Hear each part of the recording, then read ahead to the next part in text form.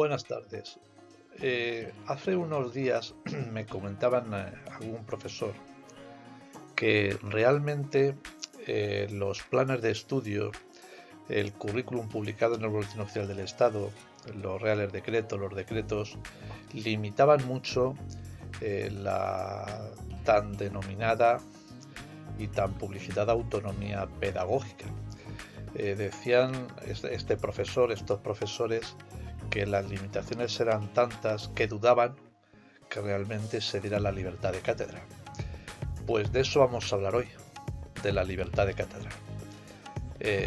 José Luis Gómez de Agüero, inspector de educación, en el canal que se opina muy poco y se da mucha información. Vamos con la presentación. Libertad de cátedra en las enseñanzas no universitarias. Vamos a establecer este marco de reflexión, las enseñanzas no universitarias, porque en las universitarias el planteamiento es diferente, como ahora verán ustedes. Bien, evidentemente esto implica a todos los docentes, profesores y profesoras, y vamos a ver también algunas especulaciones que se hacen sobre el tema y algunas certezas. La Constitución española establece en dos artículos, el artículo 27, que ahora no les desarrollo, y en el artículo 20 establece aspectos relacionados con la educación, sobre todo el 27. Y el 27.3, como luego veremos. Pero en el artículo 20 es el que regula la libertad de cátedra como derecho que tienen fundamentales, que tienen los ciudadanos, de su libertad de expresión. Luego, el primer refrendo legislativo que tenemos sobre la libertad de cátedra es la propia Constitución, el artículo 20. Bien, luego la Ley Orgánica de Educación del año 85, la LODE, en dos artículos, el artículo 3 y el artículo 18, establecían respectivamente, en el primer caso, se les reconoce a los profesores la libertad de cátedra, pero en el ejercicio de sus funciones y en el ejercicio de los fines educativos establecidos por la normativa. Cuidado, en el ejercicio de sus funciones y de los fines educativos. Y luego, en el siguiente artículo, en el artículo 18, en el apartado 1, se hablaba de que habría que garantizar todos los centros educativos, los públicos, tienen que garantizar la neutralidad ideológica, los centros públicos. Por tanto, es la libertad de cátedra. Bueno, he estado preparando esta presentación con diferentes fuentes de información. Hay una fuente de información que voy a citar, que me parece que puede ser de obligada consulta para ustedes, que es un análisis jurídico que hace el inspector de educación, Juan José Arévalo Jiménez. Luego, en la descripción de esta presentación pondré el enlace por si ustedes quieren entrar en ese artículo y analizarlo. Yo les recomiendo el artículo de Juan José Arévalo porque es un artículo muy completo, muy minucioso, muy concreto, que evidentemente por su extensión pues no lo puedo traer aquí a la presentación. Bien, ¿qué es la libertad de cátedra? Entonces citamos sentencias del Tribunal Constitucional. Pues dice que fundamentalmente es la libertad de expresión que tienen los docentes, ideas, opiniones, pero vuelve a recordar que en el ejercicio de su función. Entonces, explica, consiste en expresar ideas y convicciones de cada profesor que asume como propias en relación con la materia o objeto de su enseñanza. Luego, cuidado, habla de la libertad de cátedra en el ámbito de sus funciones y en el ámbito de la materia que desarrolla. Esto es muy importante que lo tengamos en cuenta. ¿Y todo el profesorado tiene igualmente libertad de cátedra? Pues vamos a verlo. ¿Qué dice estas sentencias? Pues esta libertad se reconoce a todo el profesorado, sea cual sea el nivel de enseñanza en el que ejerce su función. A todo el profesorado, ya sea en las etapas no universitarias como en las etapas superiores y universitarias, aunque veremos que el juego de limitaciones en un caso y en otro pues es desigual. Vamos a verlo.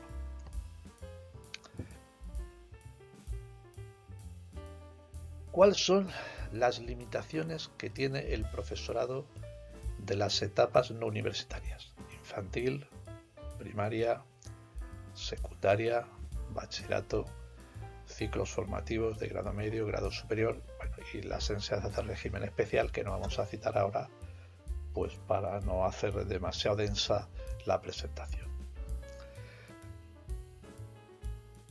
¿Qué dicen estas sentencias? Bueno, pues que la libertad de cátedra de los profesores en los ámbitos, en las etapas no universitarias, están fundamentalmente condicionadas por los planes de estudio. Evidentemente, en edades tempranas, estos planes de estudio están diseñados y están establecidos por reales decretos a nivel del Estado y por decretos a niveles de las administraciones autonómicas de una manera mucho más condicionada, de una manera mucho más concreta, más restrictiva que los planes de estudio en la universidad, que son de directrices más genéricas. Luego, digamos que a medida que avanza la edad del alumno, estas limitaciones dejan de existir, pero las etapas no universitarias, evidentemente los planes de estudio las condicionan. Y no solamente los planes de estudio, pues las condicionan lo que serían las normas de organización y funcionamiento de los centros educativos, el proyecto de centro, la programación general anual, las programaciones didácticas, los acuerdos de ciclo en el caso de los colegios de infantil y primaria y los acuerdos de departamento de materia en los casos de los centros de secundaria. Luego planes de estudio, normas de organización y funcionamiento, programaciones generales, programaciones de las diferentes etapas, en conjunto el diseño curricular en cualquiera de sus niveles de concreción limitan notablemente el ejercicio de la libertad de cátedra en las etapas no universitarias. Pero es que además, en todo caso, la libertad de cátedra no puede amparar la exposición de doctrinas, de ideologías y de pensamientos que constituyan postulados contrarios o que sean mensajes contrarios a los postulados científicos. Es decir, la libertad de cátedra no puede ir en contra de los postulados científicos. Y aquellas opiniones ideológicas tampoco pueden ir al margen de lo que sería la libertad de enseñanza. Bien entendida la libertad de enseñanza como la opción que tienen los padres y las madres a elegir la educación de sus hijos, de acuerdo a la libertad de conciencia y a la libertad religiosa. Luego, por un lado, la libertad de cátedra está condicionada porque no puede ir en contra de los postulados científicos, y por otro lado está condicionada también en lo que es el derecho de la libertad de enseñanza que tienen los padres a elegir pues una tipología de centro. Bien. ¿Tiene alguna importancia, por tanto, la titularidad del centro, sea este público o sea privado? Naturalmente que sí, como ahora veremos. En los centros públicos, lo dice la LODE del año 85 y lo dicen las sentencias del Tribunal Constitucional, se tiene que dar un entorno aconfesional e ideológicamente neutral. Mientras que en los centros privados, pues existe lo que se llama el ideario de centro. Es decir, aquel trabajador por cuenta ajena, profesor, profesora, que trabaja en un centro privado está condicionado por el ideario de centro. Hubo sentencias, aparte de esta del Tribunal Constitucional, hubo otras, y bueno, yo recuerdo pues debates que hubo de ciertos colectivos de profesorados, digamos, que mantenían el hecho de trabajar en un centro privado no concertado no les limitaba su libertad de pensamiento y su libertad ideológica de enseñanza.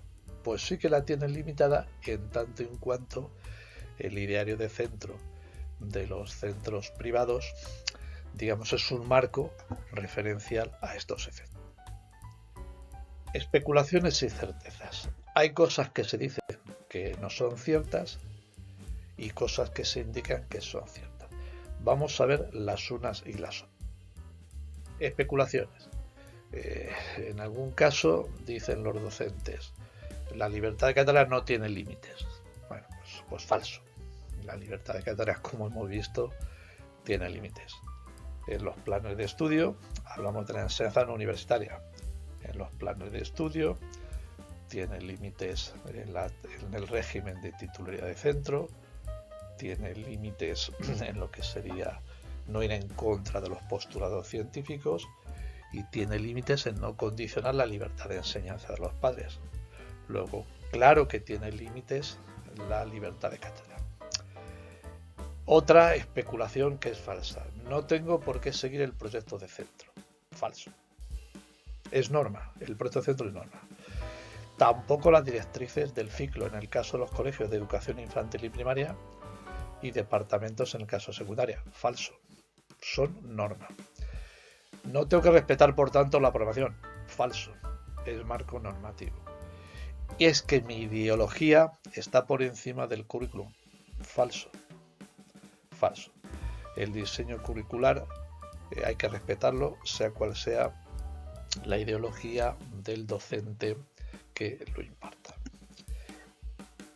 Y para finalizar, pues las certezas. ¿Tengo discrecionalidad técnica para evaluar? Cierto. Esta es la concreción mayor. Me lo recordaba el inspector de educación Juan José Arévalo Jiménez hace unos días. Esta es la concreción mayor y más objetiva. La discrecionalidad técnica que tiene el docente para evaluar. Una discrecionalidad técnica que no puede venir condicionada por presiones de ningún tipo.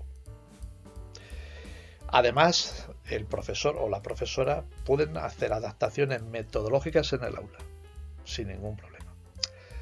Pueden adecuar los contenidos a las circunstancias del aula, sin ningún problema. Y pueden completar las fuentes de información en esta línea también sin ningún problema. Estas son certezas. Bien, este es el mensaje que les tenía que trasladar.